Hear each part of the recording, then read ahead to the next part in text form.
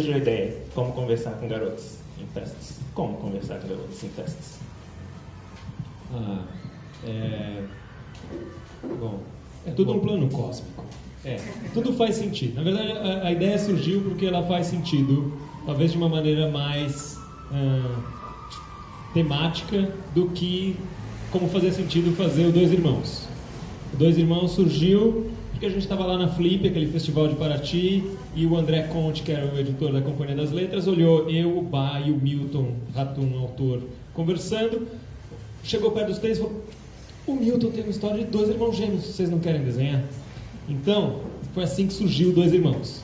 Foi por isso, só porque a gente é gêmeo, porque Dois Irmãos, como livro, não precisava de uma adaptação, não precisava daquele empurrãozinho. O Milton não precisa de ajuda. E o Neil Gaiman precisa de uma ajuda. O Neil Gaiman, ele está começando nos quadrinhos, a gente está tentando ajudar. Mas as histórias do Neil Gaiman, elas... Bom, primeiro que o Neil Gaiman é um dos nossos autores preferidos, talvez seja o meu autor preferido. E... Então, a temática das histórias do Neil Gaiman tem muito a ver com a temática das nossas histórias. Ou sei lá, existe uma sensibilidade que a gente acha que é parecida em como tratar da relação entre as pessoas. E especialmente essa sobre relacionamento, sobre começos de relacionamento, o começo da descoberta do relacionamento das pessoas jovens, tinha muito a ver com as histórias que a gente fazia nos 10 pãezinhos, que a gente fazia no começo de carreira, porque a gente era mais jovem e a gente estava lá colocando essas inquietações no papel, na prática, para ver se a gente descobria como fazer quadrinhos, como se comunicar, como ser menos tímido. E a editora nos Estados Unidos, que publicou todas essas histórias, que acabaram saindo lá num livro que chamava Details, que aqui são quase todas as histórias que saíram naquele Crítica, no 10 Pãezinhos Crítica, são histórias de relacionamento, de sair, conhecer garotas, essas coisas assim. A editora lá fora, a Diana Schultz, ela viu essas nossas histórias, e quando o livro saiu em 2006, foi o mesmo ano que saiu Coisas Frágeis, do Neil Gaiman, onde tem o conto original, e a Dark Horse, que é a editora que a Diana trabalha, comprou os direitos de adaptar vários desses contos e falou para o Neil Gaiman: olha, Neil Gaiman, olha esses moleques aqui do Brasil e tal, eles fazem uma história de relacionamento também, que nem não ia ser legal se eles adaptassem esse conto? E aí o Neil Gaiman falou: mas ele só tem esse livro aqui, eu não sei não, hein? Eu não sei, não me convenceu. Então, em 2006, a Diana Schultz já tinha essa ideia de nos convidar para fazer a adaptação, mas a gente estava começando nossa carreira lá fora e não tinha muito pano para manga para convencer o Neil Gaiman. E aí o tempo passou e a gente foi fazer outras coisas, fez coisas mais autorais que mostraram um pouco mais do que a gente era capaz de fazer, tipo Day Tripper. E aí depois do Day Tripper a Diana foi lá, voltou pro Neil Gaiman. E aí, Neil Gaiman, que se esses caras que fizeram o Day Tripper fizessem uma adaptação? Nossa, ia ser bem legal, né? Eu acho bacana.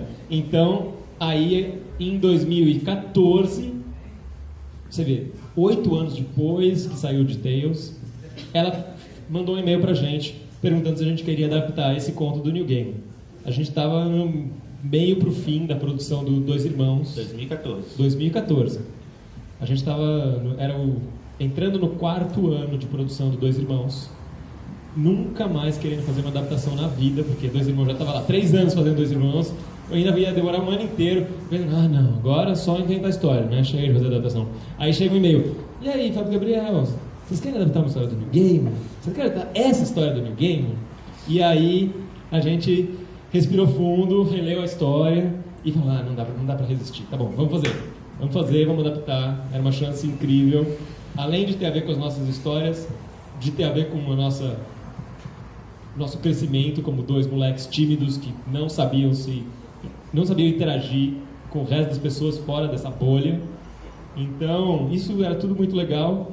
E assim, para completar tudo, ou seja, eu já estou falando várias respostas em uma só. Acabou as minhas perguntas. Para completar tudo, essa história do Neil Gaiman, ela tem muito a ver com uma história do Laerte que a gente leu quando era moleque, quando a gente tinha uns 15, 16 anos, que saiu na Circo, que era uma história que chamava Fadas e Bruxas, de um cara que vai para uma festa e só tem um bando de mulher, e ele tem lá que meio conversar com um bando de mulher, e é meio E ele fica meio lá constrangido, não sabe muito bem, algumas dão em cima dele, ele meio que não sabe o que fazer. Então, tinha toda uma descoberta de como conversar com as mulheres naquela história que conversa muito com essa daí. Então, era também uma chance de criar essa relação visual entre as duas histórias. Que também, a história do Laerte também tinha um quê sobrenatural, um quê estranho, assim, fugindo do normal. Porque, afinal de contas, chamava Fadas e Bruxas. Então, ou as mulheres eram fadas ou elas eram bruxas. Todas. E então, essa história também foi uma história que nos marcou muito. É a história do Laerte que a gente usa de exemplo como a coisa onde a gente percebeu o potencial dos quadrinhos no trabalho do Laerte, quando a gente era moleque. E aí, juntou tudo isso, cósmico. E aí, a gente resolveu fazer. E aí, a Diana Schultz, para completar, tinha visto aquele livro das Cidades Ilustradas que a gente fez, sobre São Luís, que a gente fez todo em aquarela, que eram ilustrações, né? Eram só ilustrações, não eram quadrinhos. E aí dava tempo de fazer em aquarela. Aí ela falou, nossa, ia ser incrível se vocês fizessem essa história em aquarela, que nem fizeram naquele livro. E aí, como a gente estava naquela coisa, tudo que ela falava, a gente falava, New Game. Então, claro, a gente faz uma história inteira em aquarela colorida à mão. E o que ajudou a dar essa outra cara diferente de todas as outras coisas que a gente fez, de quadrinhos, fazer uma história inteira colorida à mão. Ele teve mais participação do que o Milton, né? Apesar da gente ter liberdade total de fazer adaptação, todas as etapas passavam pelo New Game e pela Diana, pela editora. Então, assim, a gente fez esse roteiro e mandou para eles. Aí voltou, ok. Aí a gente desenhou as páginas, aí mandou para eles, ok. Aí a gente coloriu, aí a colorir não teve muito, já estava no processo final do livro, mas para escolher as capas também.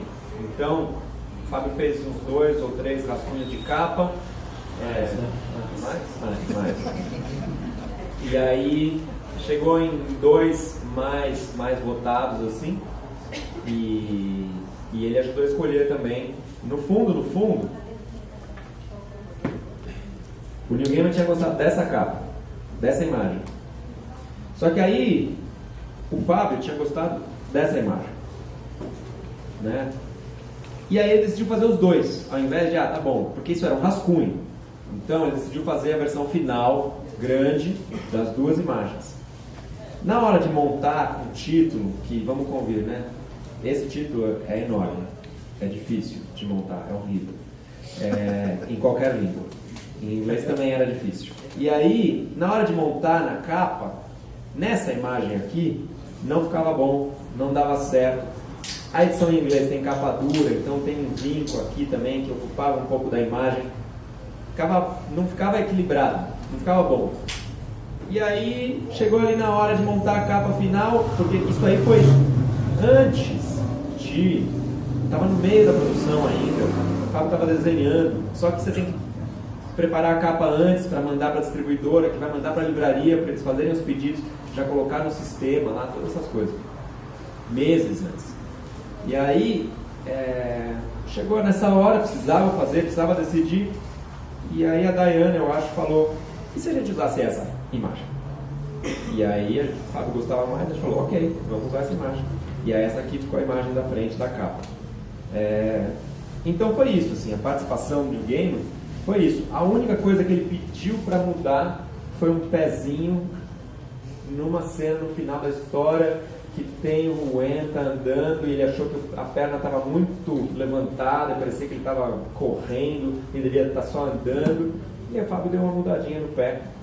E foi isso. A única coisa que a Diana pediu para mudar foi incluir uma fala num quadrinho que ela achou que o silêncio estava muito silencioso. Que um textinho ia ajudar a entender que uma menina tinha sumido, ela estava numa sala, não estava mais, e que ela tinha sumido.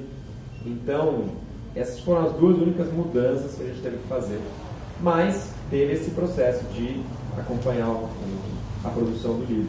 E aquela coisa que eu já respondi em várias entrevistas que saíram na internet ou nos jornais, sei lá o quê, que o Neil Gaiman mandou fotos de quando ele tinha 15 anos, porque a base do personagem é ele quando ele tinha 15 anos. Então, ele era um moleque de 15 anos, que ele tem uma banda punk e tal, ele tinha esse cabelo moreninho, raspado, curtinho, era magrinho, narigudo, se olhou esbugalhado, e aí a gente meio que baseou nele para construir, porque Vocês se basearam nele, no Gaiman, certeza absoluta.